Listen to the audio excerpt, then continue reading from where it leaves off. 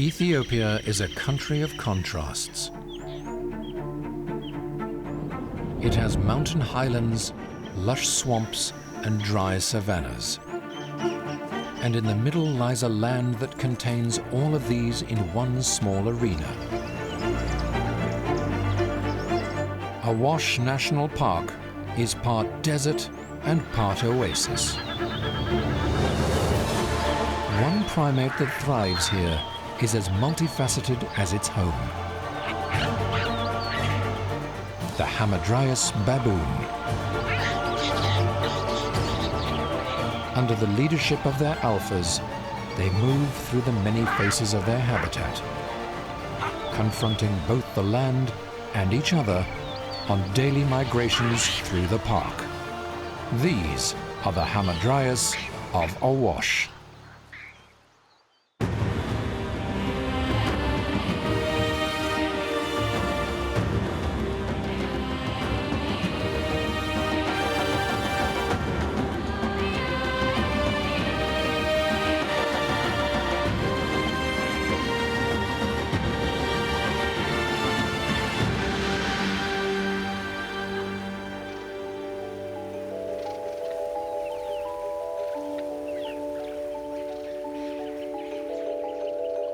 "11 million years ago, powerful geological ruptures tore apart Africa's eastern plain, leaving a fissure running down the length of the continent.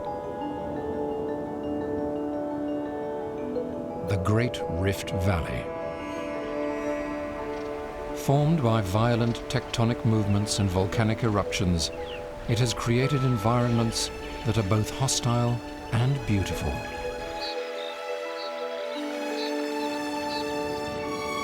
In its northeastern corner is a country that stands as a testament to these opposing forces. Ethiopia is a land of extremes.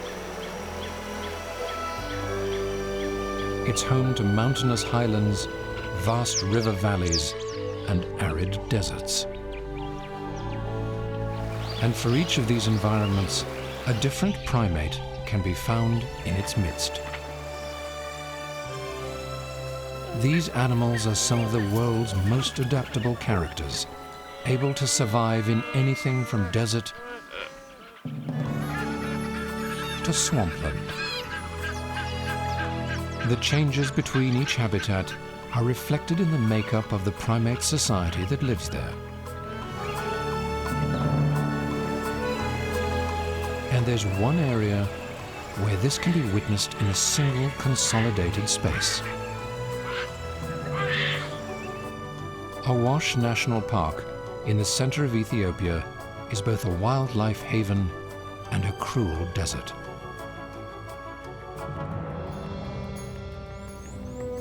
In the dry season, less than 3 millimeters of rain falls a month. The land is dusty and sterile, relinquishing little for those who live there.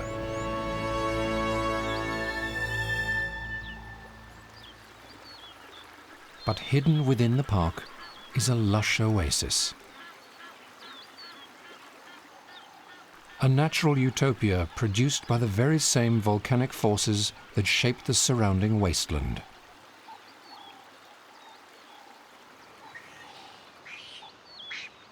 And it's here that one of Ethiopia's most iconic primates thrives. The Hamadryas Baboon. Their home is both generous and severe. They too exist as a delicate mix of tenderness and hostility. Theirs is a world balanced by both gentle cooperation and brutal competition.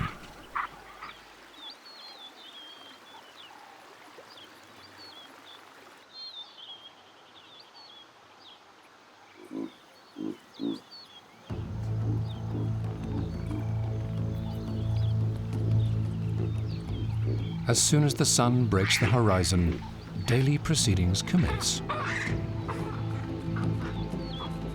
The alpha males begin to gather and organize their harems.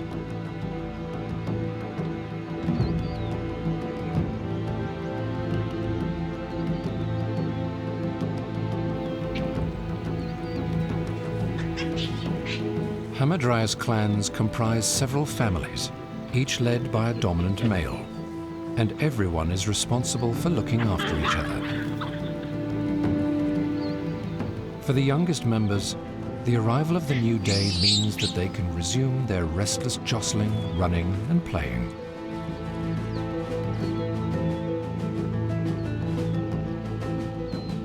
But for the elders, the pace is considerably slower.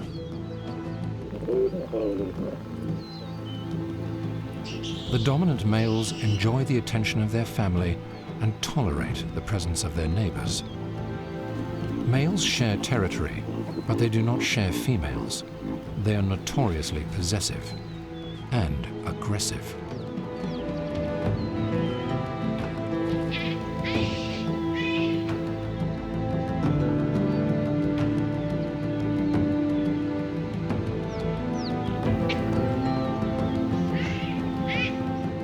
Each alpha is constantly pampered by a collection of his prize females.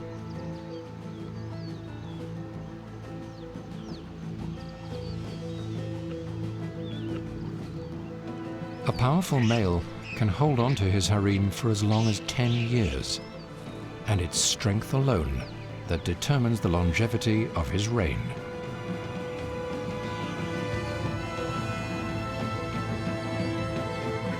If a female even dares to look at another male, the consequences are dire. They bear the scars of male discipline, which often comes in the form of a sharp bite to the ear.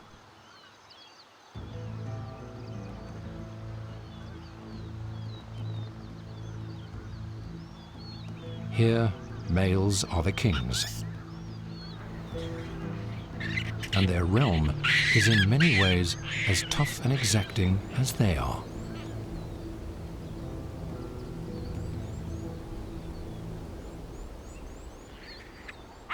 In most baboon societies, related females stay together and adolescent males disperse into other groups. But the Hamadryas are different.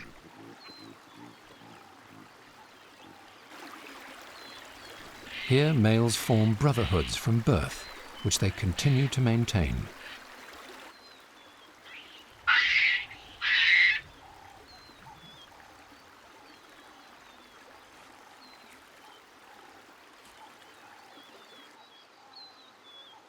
The whole social structure is centered around groups of alphas. They keep the group cohesion through their aggression.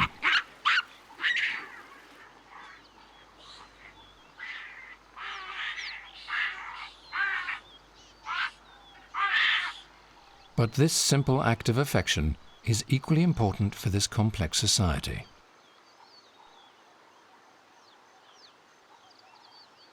Grooming is an important indicator of dominance. Superior clan members are shown more affection than others.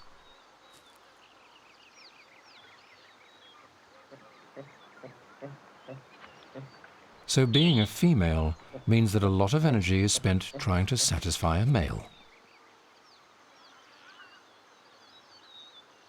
But this will pay off when they need protection.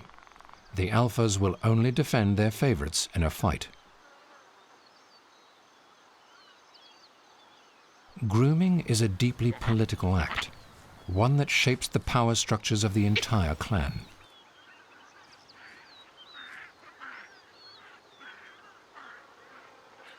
For this young mother and her newborn, the group dynamic is a source of both security and great stress.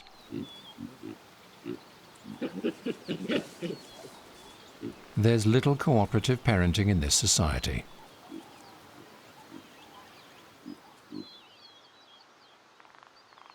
Once the infant is born, it's largely the mother's responsibility to raise it.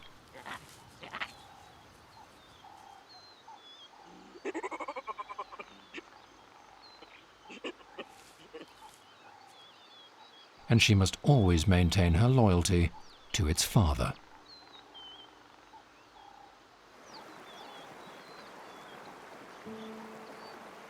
Each morning, the leaders move their families from the cliff tops where they sleep and into the park below.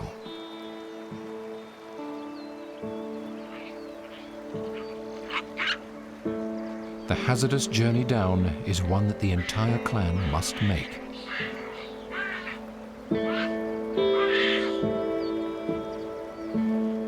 These cliffs are a safe haven, unlike the rest of Awash's stark landscape. And only the strongest Hamadryas clans get to enjoy them.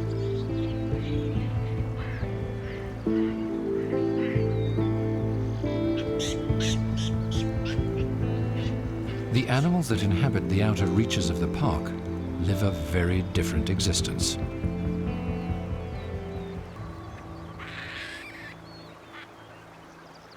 Surrounding the cliffs is a vast expanse of barren grassland and scrub.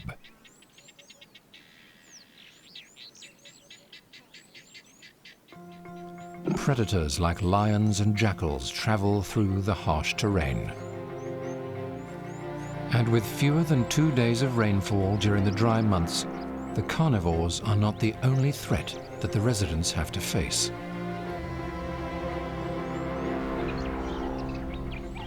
In the dry season, temperatures push 40 degrees Celsius.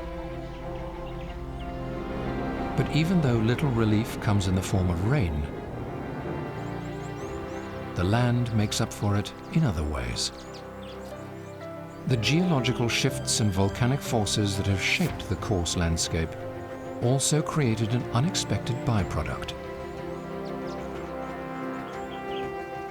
As lava continued to spill and then cool over the land throughout the millennia, it created a deeply porous igneous rock. Underground spring water filters through all year round, creating an oasis at the foot of the Awash cliffs. No matter what time of the year, this small pocket of the park remains lush, providing shelter, water, and food.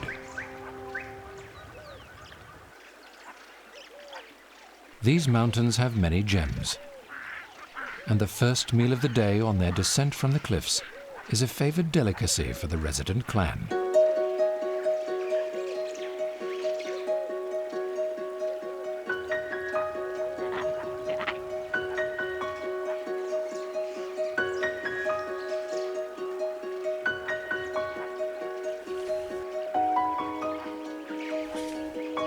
Palm nuts.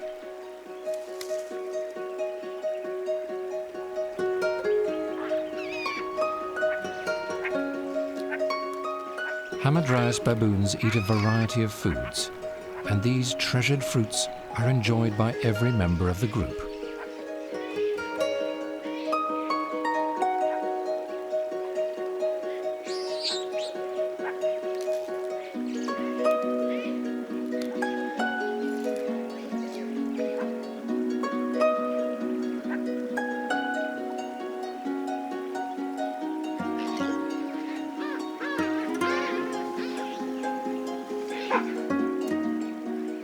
The clan's daily movements are dictated by the search for the right nutrition. As soon as day breaks at the top of the cliffs, they begin their passage through Awash to find more food.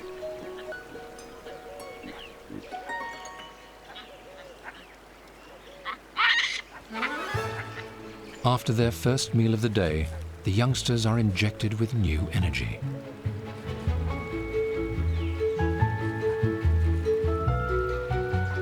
They explore their world by tumbling through it.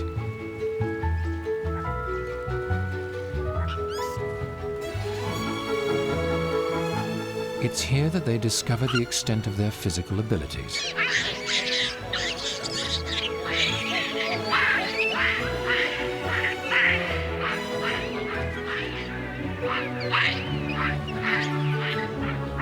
The clan is made up of multiple harems, each with their own infants.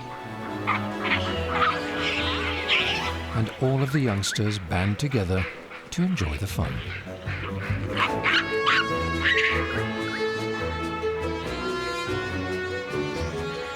They test their mobility against one another.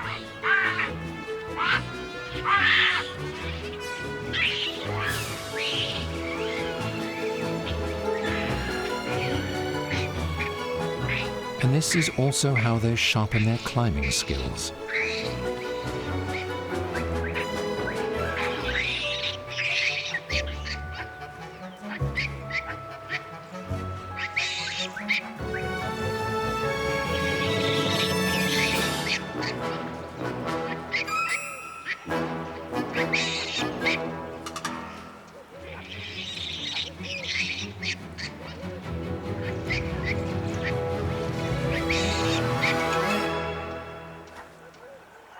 It's an education through revelry.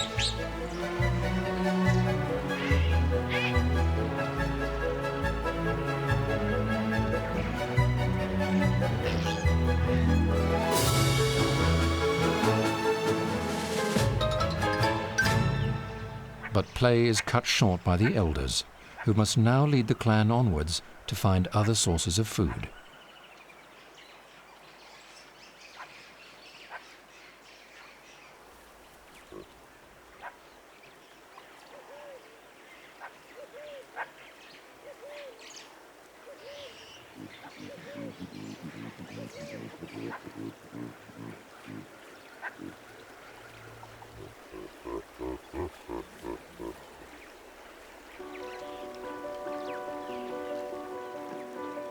Although the cliffs are bountiful, the Hamadryas baboons cannot live on palm nuts alone.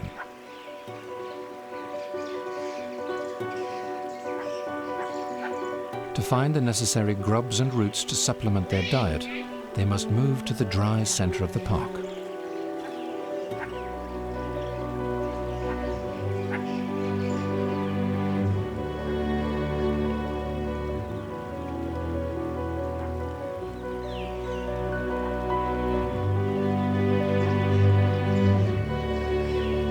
Leaving the cliffs is a risky move. Another clan may take the oasis if it's left undefended.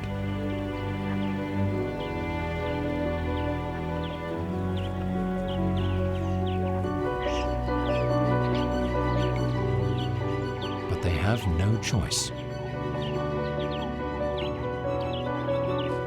Every day they undergo a hurried morning forage, making sure that they leave their home for as short a period as possible.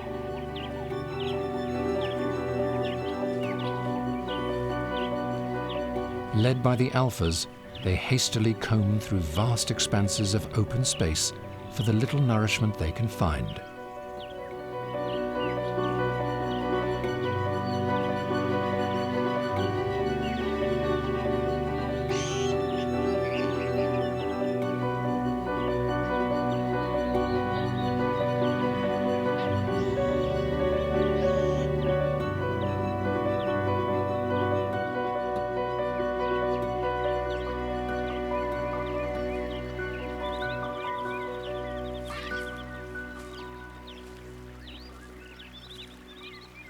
But the baboons are not the only ones on the search for food. Warthogs are grazers that specialize in digging up roots that lie below the earth. They are suited to plowing through arid areas to find nutrients.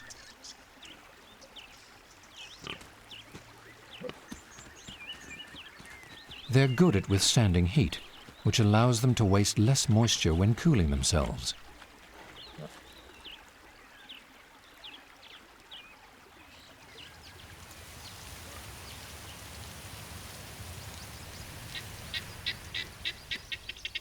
And this is what helps another Awash species to cope with the dry habitat.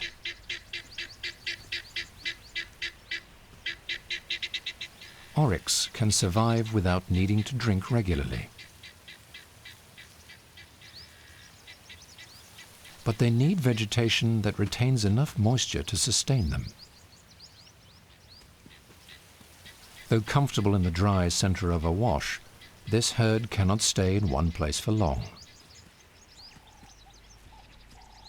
They must move through the wasteland to find enough moisture-rich plants to nourish them.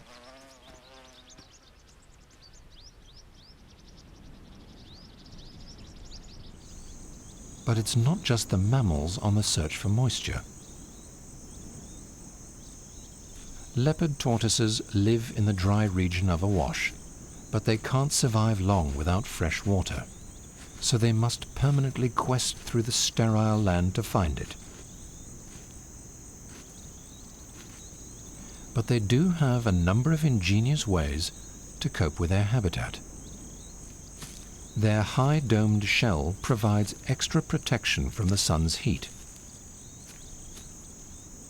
This allows them to spend more time in open habitats looking for food or water.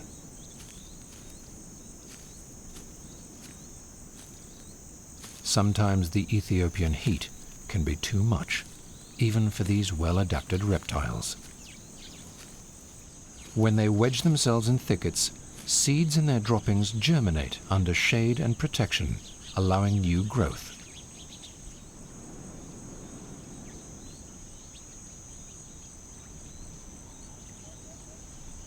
This regeneration of plant life is a valuable contribution to all who move through this difficult landscape.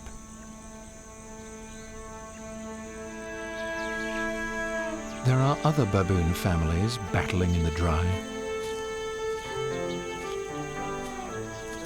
Anubis baboons are some of the hardiest characters of the primate world.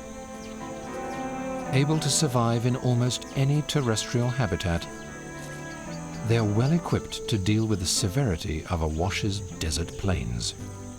Their success as a species lies in their ability to live off almost anything, from thorns and shrubs to small mammals and reptiles.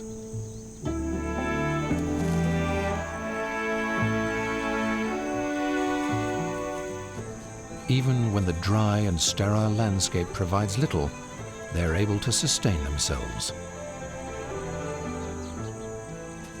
There's very little that Anubis baboons cannot and will not eat. Every day they join the other residents of Awash, threading through its arid stretches for whatever they can find. A little further to the north, a different story unfolds. Where the majority of Awash is a coarse and severe landscape, Ethiopia's Simien Mountains are lush and generous. Cascades of cliff faces line the horizon, climbing 4,500 meters across the Ethiopian highlands. Moisture constantly moves through these high-altitude buttresses, ensuring that they stay green and plentiful all year round.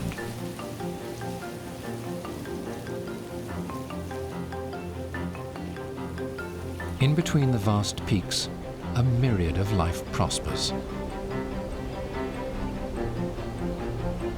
And the animals that live here enjoy a very different existence to those in Awash.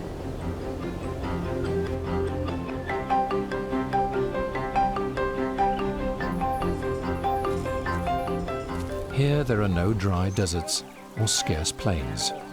The heights provide water and food all year round, and every resident that lives among the peaks prospers because of this.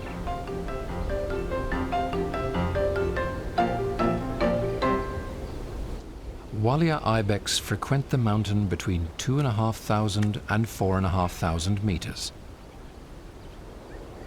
The vegetation that an ibex needs to survive can only grow in this region of the simians.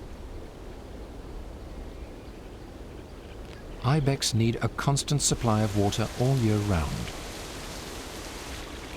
They depend heavily on the upper stretches of this natural cathedral to get this. They share this section of Ethiopia with another of its iconic primates.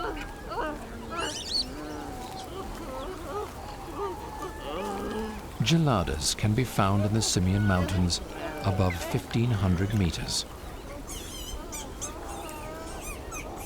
This is where the high-protein grasses that they depend on for survival grow. Geladas are the only true grazers of all primates. Their diet is more like a cattle's than a typical baboon's.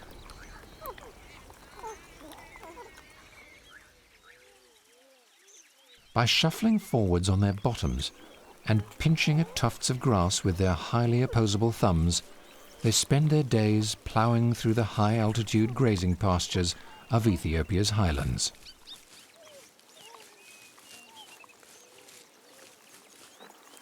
The daily routines of the Gelada and the Hamadryas are markedly different.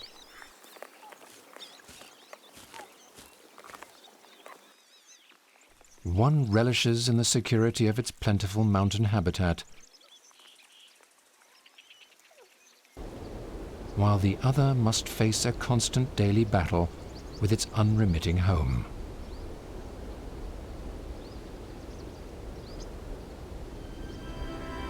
But Awash has two faces. It's both desert and oasis.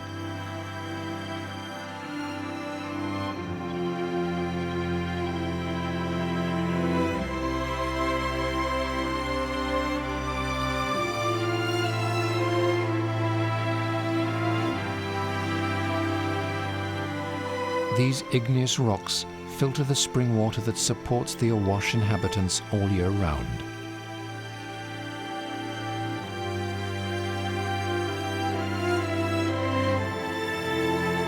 These marshes generate river tracts that feed into the park, quenching the parched land.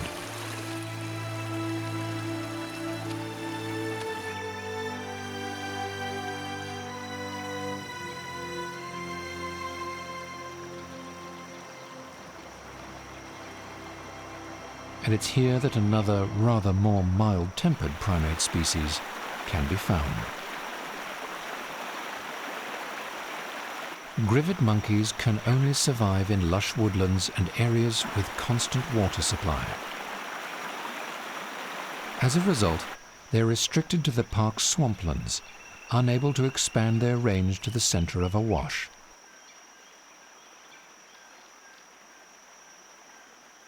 They spend most of their time in the trees, only coming down to the water to drink.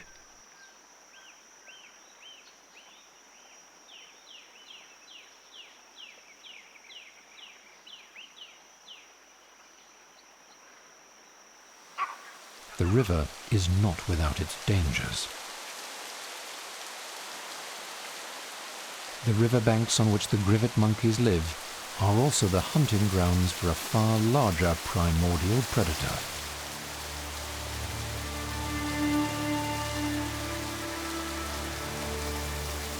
The Nile crocodile.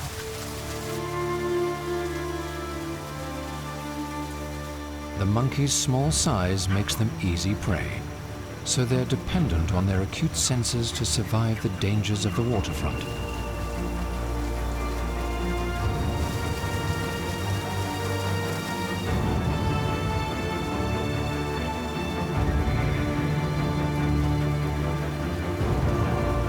By remaining in a state of hyper-awareness, they notice the predator well before it manages to get close enough, allowing them to retreat to the safety of the overhanging trees.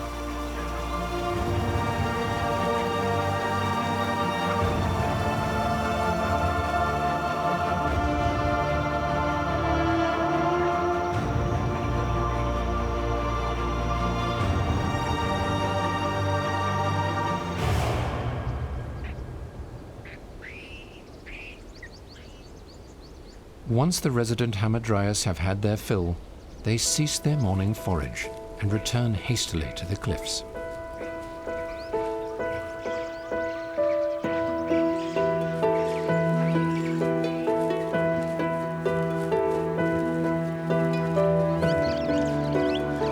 For the clan, their return is cause for celebration.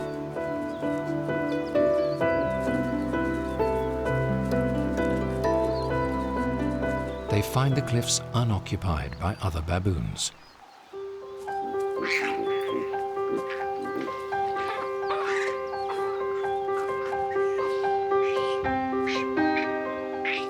Now that they've led the group safely back home, the alphas can relax.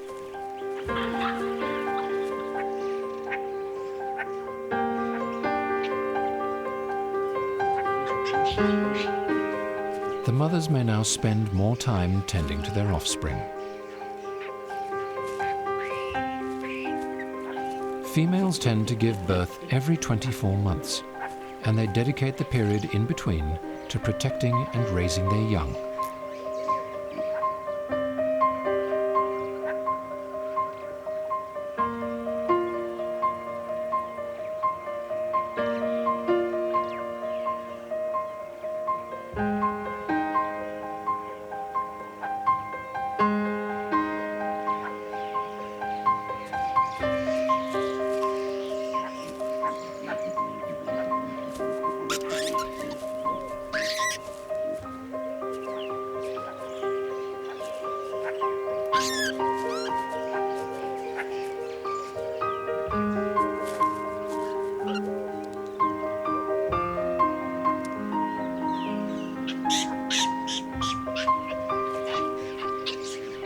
When 2 years have passed, the little ones start to move around independently.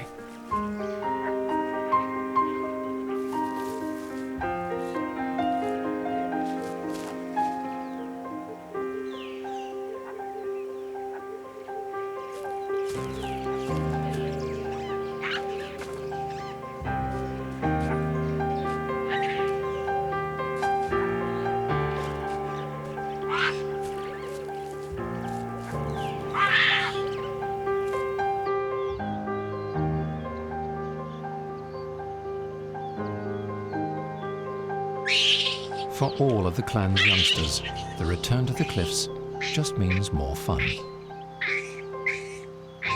Their tireless playing reaches explosive levels as they enjoy the return to their safe haven.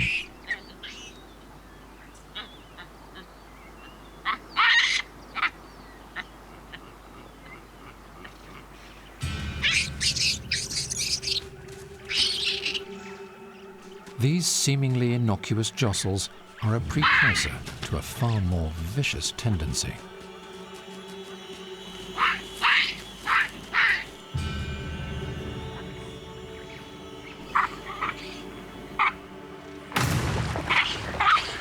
Fighting ability and aggression are the biggest determinants in male social standing.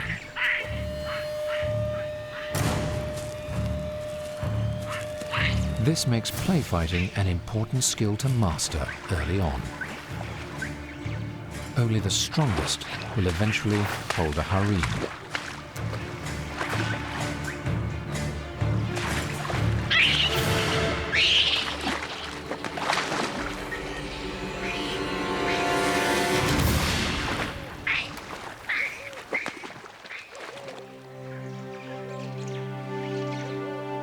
For weaker peripheral males, finding a mate is a hard task.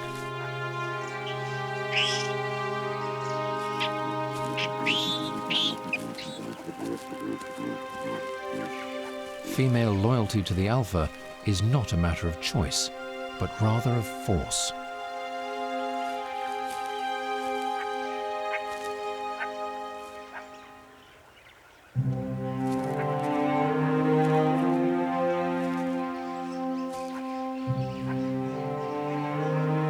And other males must respect the alphas and their harems.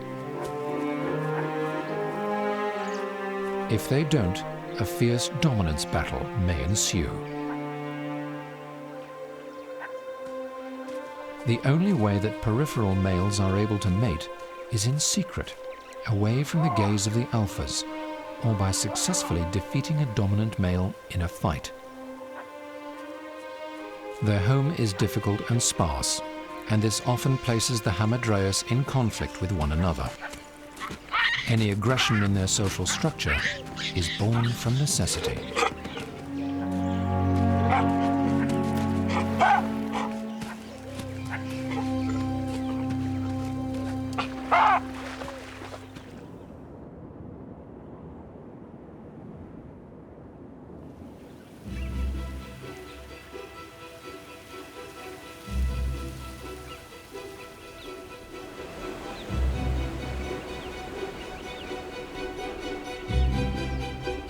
Their northerly neighbors, the Geladas, inhabit a polar opposite environment, a place of plenty, and this has caused an entirely different approach to the way that they socialize.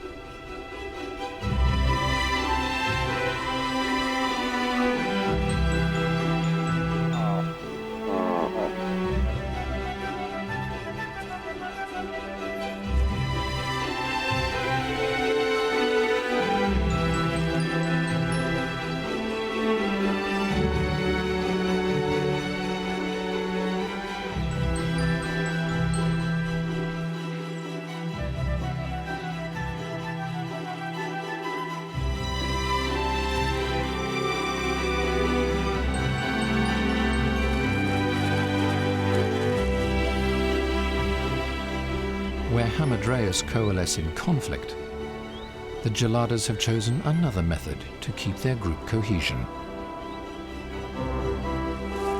Here, it's less often violence that guides the families, but rather affection.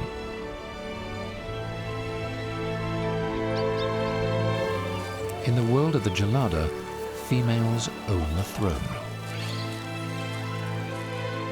Females make the mating decisions that shape the whole group's power dynamics.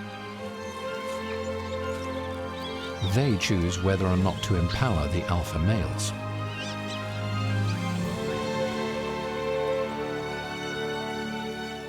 As a result, it's the male that has to impress the female.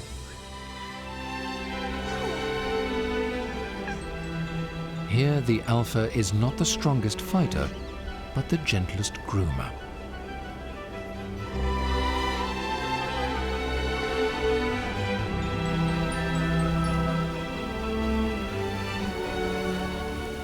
Two million years ago, the most common baboon species were the ancestors of the Gelada, adapted to eat the verdant grasses of sub-Saharan Africa.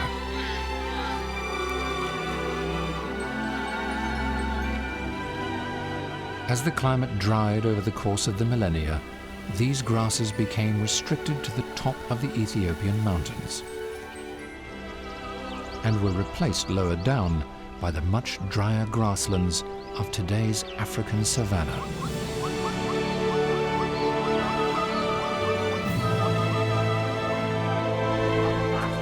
With the advance of the savanna came the Hamadryas Baboons.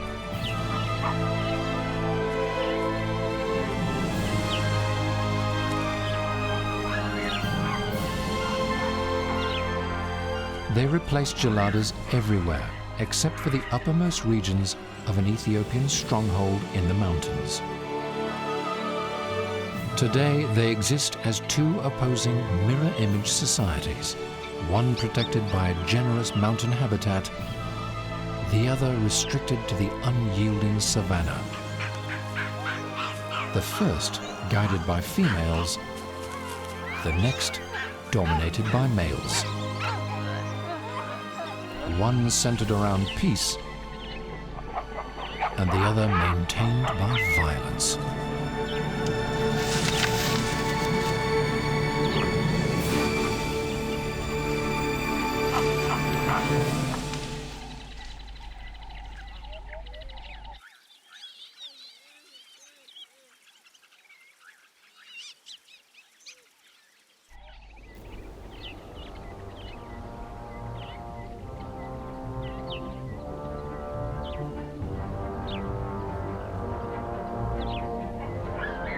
Nowhere is this violence more evident than when two Hamadryas clans have to share space.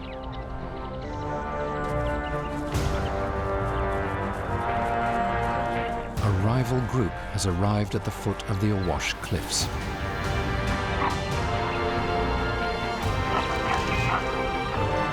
The resident alphas band together to form an offensive. The strongest members will be called on in battle.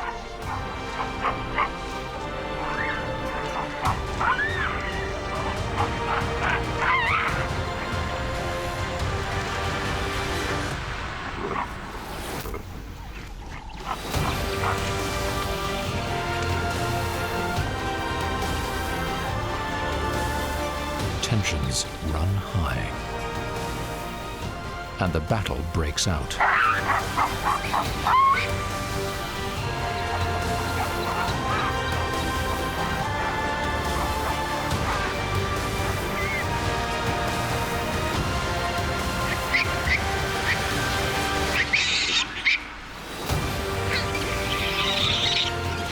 Hamadryas scuffles can be violent.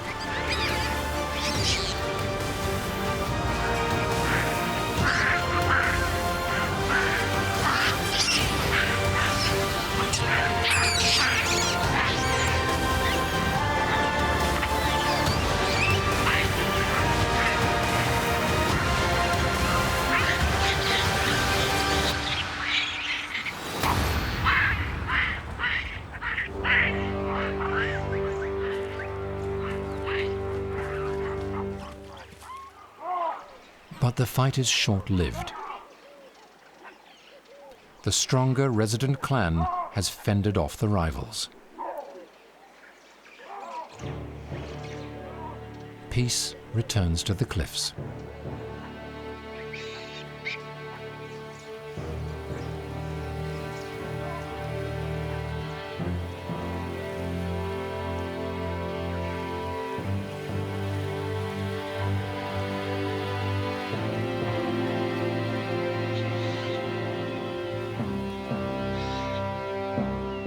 Their battle won, their oasis secure, the Hamadryas families begin their ascent to the sleeping sites.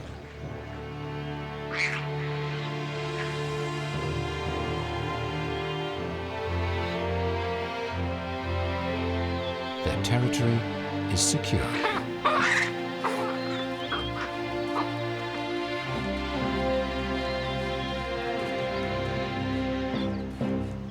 Fighting side by side to protect their small haven of Awash strengthens the bonds of the Hamadryas alphas.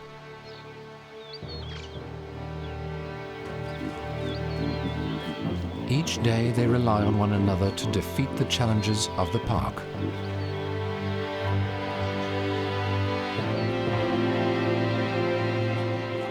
But the rewards are always worth the battle.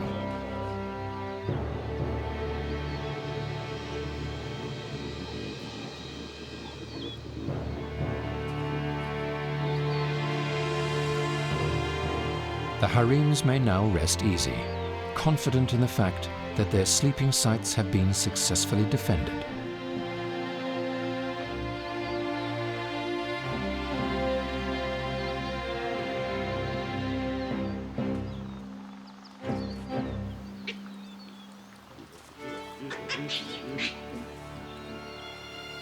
And so they settle down for the evening, retreating to the safety of their mountainous fortress. Drawing the curtain on another day in Awash.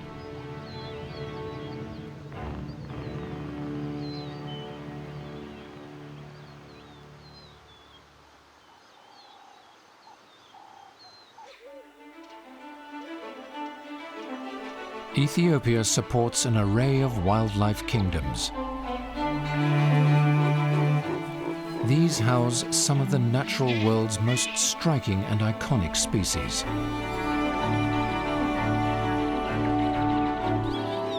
The primates that exist here are as diverse as the habitats they live in.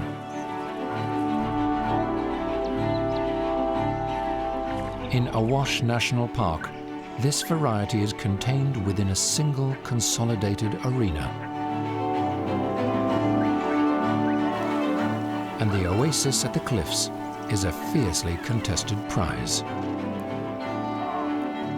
One that only the most dominant Hamadryas clans may procure.